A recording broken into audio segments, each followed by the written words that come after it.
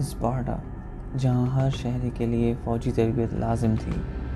اس video میں آپ Sparta کی تاریخ کے دلچسپ سفر پر روانہ ہوں گے۔ قدیم یونانی شہر ریاست جہاں ہر شہری کے لیے فوجی تربیت لازم تھی۔ یونانی تہذیب کا آغاز۔ ہماری کہانی تقریباً 2200 سال قبل مسیح میں بحیرہ روم کے جزیرہ کریٹ پر شروع ہوتی ہے۔ یہاں یونانی تہذیب کے پہلے آثار ملتے ہیں جو مینو تہذیب کے نام سے مشہور ہے، جو ایک حکمران مینو کے نام سے منسوب ہے۔ مینوین افراد کاشتکاری اور ماہی گیری کے پیشوں سے وابستہ تھے، جبکہ ان کے حکمران عالیشان محلات کی تعمیر اور شان و شوکت سے زندگی گزارنے میں مشغول تھے۔ ایک ایسا محل، شاہ مینوس محل، اپنے دور کے فن تعمیر کا ایک نادر شاہکار تھا۔ یہ تہذیب تقریباً 700 سال تک جاری رہی۔ اس کے بعد تاریخ کی کتابیں اس تہذیب کے بارے میں خاموش ہیں۔ میسینی کا عروج۔ 1500 سال قبل مسیح کے آس پاس ہمیں قدیم شہر میسینی کے آثار ملتے ہیں۔ میسینین لوگ پچھلی تہذیب مینوئیوں سے کئی گنا مالدار اور جنگجو تھے۔ ان کے سلاطین نے بھی نہ صرف عالیشان محلات تعمیر کرائے بلکہ ان کی قبروں سے سونے اور جواہرات کے آثار بھی ملے۔ میسینین پیدائشی جنگجو تھے، اس لیے یہ ہر وقت ایک دوسرے سے دست و گریباں رہتے بلکہ دور دراز علاقوں میں جا کر جنگوں کے لیے بھی مشہور تھے۔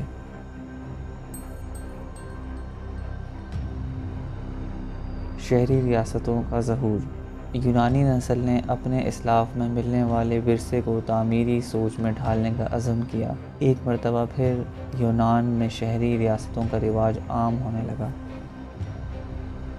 رفتہ رفتہ یہاں کی ریاستیں سکڑنا شروع ہو گئیں اور 500 سال قبل مسیح کے آس پاس یونان صرف 2 بڑی ریاستوں سپارٹا اور ایتھنز تک محدود ہو گیا۔ ایتھنز کے لوگ ترقی پسند اور جمہوری سوچ کے مالک تھے۔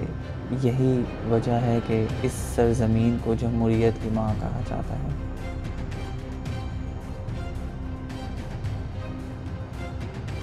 اس کے مقابلے میں سپارٹا کے لوگ فطرتاً جنگجوانہ فطرت کے مالک تھے۔ ان کے پاس ایک تربیت یافتہ فوج اور خفیہ نیٹ ورک کا نظام تھا۔ سپارٹا کی معاشرت۔ سپارٹا پیلوپونیس کے جنوبی ساحل سے لگ بھگ 38 کلومیٹر دور واقع ہے۔ ایک قدیم شہر تھا جسے ڈورین نسل کے لوگوں نے 1000 قبل مسیح میں آباد کیا تھا۔ اس شہر میں ڈورین نسل کے علاوہ دوسروں کا داخلہ ممنوع ہوا کرتا تھا۔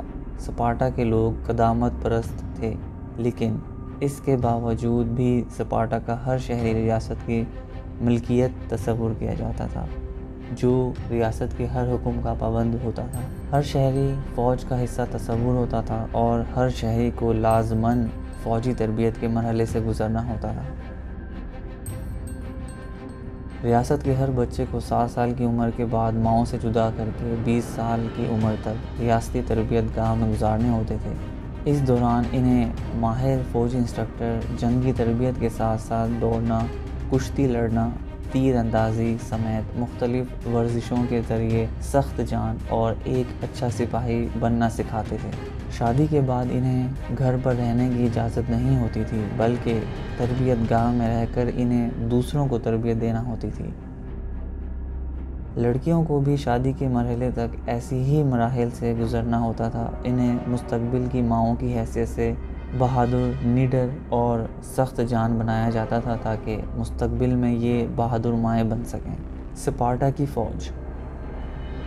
700 قبل مسیح سے 300 قبل مسیح کے دور میں سپارٹائی فوج کی تنظیم اور تربیت پوری دنیا میں عروج پر تھی۔ یہاں کے سخت جان اور بہترین نشانے باز مسلح پیدل سپاہیوں کو ہوپلائٹس کہا جاتا تھا، کیونکہ یہ ہوپلون نامی مخصوصی دھاتی ڈھال پہن کر میدان میں اترا کرتے تھے۔ سپارٹا فوجیوں کی پہچان یہی بھاری بھرکم ڈھال ہوا کرتی تھی، جسے دوران جنگ یہ اپنے بائیں ہاتھ کی کوہنی سے لے کر کلائی تک پہنا کرتے تھے۔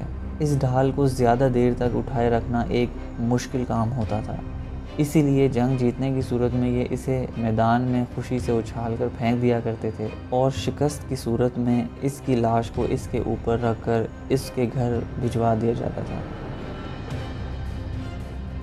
سپارٹا کے عسکری علاقوں میں اپنی ڈھال کو سنبھال کر رکھنے کا مطلب بہادری اور وقار کی علامت سمجھا جاتا تھا۔ تبھی تو روایت میں آیا ہے کہ سپارٹائی ماں اپنے گھر کے مردوں کو جنگ کے لیے روانہ کرنے سے پہلے ڈھال ان کے حوالے کرتے ہوئے کہا کرتی تھیں، اس ڈھال کی لاج رکھنا، ڈھال پہن کر ہی زندہ واپس آنا، ورنہ واپسی پر اپنی لاش کو ہی اس ڈھال پر رکھوا کر لانا۔ تنظیمی ڈھانچہ۔ قدیم یونانی جب اس سرزمین پر آ کر آباد ہونا شروع ہوئے تو انہوں نے چھوٹی چھوٹی بستیاں بنائیں جنہیں یہ پولیس کہتے۔ یہ دراصل ان کی ریاستیں تھیں۔ ان شہروں کی زبان اگرچہ ایک تھی لیکن ان کے اندر سیاسی اتحاد اور نظم و نسق کا فقدان تھا، جس کی وجہ سے یہ ہر وقت باہم دست و گریباں رہتے تھے۔ یہاں کی ہر ریاست کے باشندے اپنے آپ کو آزاد تصور کرتے تھے۔ سپارٹا کے حکومتی ڈھانچے میں بیک وقت 2 حکمران اور 5 نمائندے ہوتے تھے جنہیں ایفورز کہا جاتا تھا۔ ایفورز کا انتخاب باقاعدہ طور پر اسمبلی میں حق رائے دہی کے ذریعے کیا جاتا تھا۔ اس کے علاوہ ایفورز اور حکمرانوں کے باہمی مشورے سے 28 ممبران پر مشتمل ایک کونسل ہوا کرتی تھی جو ریاستی امور کو نمٹانے میں مرکزی کردار ادا کرتی تھی۔ ایفورز چونکہ عوام کی طاقت کے نمائندے تصور ہوتے تھے، اس لیے ریاست کے حکومتی فیصلوں میں ان کا کردار اہم ہوتا تھا۔ جب ان کی فوج کسی مہم پر روانہ ہوتی، وہ کسی ایک ایفور کی سربراہی میں روانہ ہوتی تھی جسے مکمل اختیارات حاصل ہوتے تھے۔ سپارٹا کا خاتمہ۔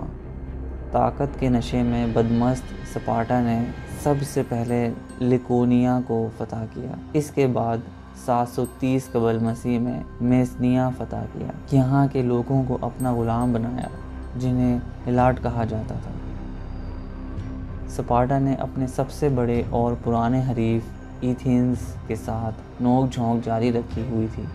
بالآخر 404 قبل مسیح میں اس نے باقاعدہ چڑھائی کر کے ایتھنز کو شکست سے دوچار کیا۔ ایتھنز، سپارٹا اور دیگر یونانی ریاستیں آپس میں ایک عرصے تک دست و گریباں رہ کر اپنی طاقت تیزی سے کھوتی چلی گئیں۔ سپارٹا کی قوت کچھ عرصے قائم رہی لیکن 379 قبل مسیح میں لیوکڑا کی لڑائی میں تھیبس سے شکست کے بعد بالکل ختم ہو گئی۔ خود تھیبس بھی اپنی طاقت کھو بیٹھا اور یوں سپارٹا سمیت ایک ایک کر کے یونانی ریاستوں کا شیرازہ بکھر گیا۔ بعد ازاں 338 قبل مسیح کے سکندر اعظم کا باپ اور مقدونیہ کا بادشاہ فلپ بچے کچے یونان پر قابض ہو گیا۔